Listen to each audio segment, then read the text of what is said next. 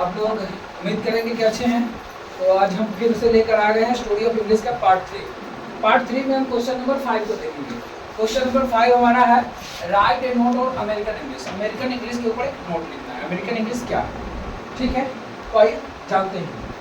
The English language is written and spoken in the different colonialism of the British when the countries like us, Canada, New Zealand and Australia become completely independent from the British Empire। कहने का अर्थ ये है कि जो English language है वह लिखने और बोलने का जो तरीका है वह ब्रिटिश इंग्लिश से अलग है। किसका? अमेरिकन का। वो क्यों है? क्योंकि उसके अलावा और भी कुछ देश है, जैसे कनाडा हो गया, न्यूजीलैंड हो गया, ऑस्ट्रेलियन हो गया, ये सब कंप्लीटली रूप से पूर्ण रूप से अमेरिकन से स्वतंत्र थे। अमेरिकन से क्या हुए? स्वतंत्र हो गए। कैसे हुए?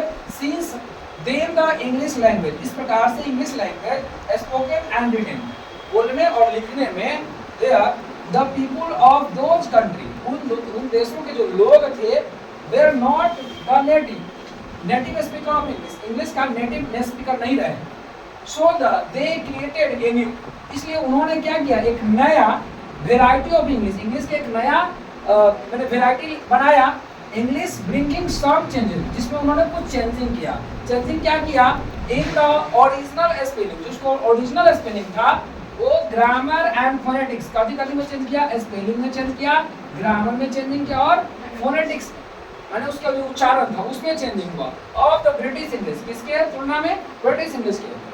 दैट डेवलप्ड अमेरिका, जिसका विकास कहाँ हुआ? अमेरिका में हुआ। आफ्टर इट्स, इसके बाद इंडिपेंडेंट, वह पूर्ण रूप से स्वतंत्र हो गया लैंग्वेज। इज कॉल्ड, इस इंग्लिश को हम लोग क्या कहते हैं? अमेरिकन इंग्लिश कहते हैं। क्या कहते हैं? American English. समझ आई? Thank you. Please like, share and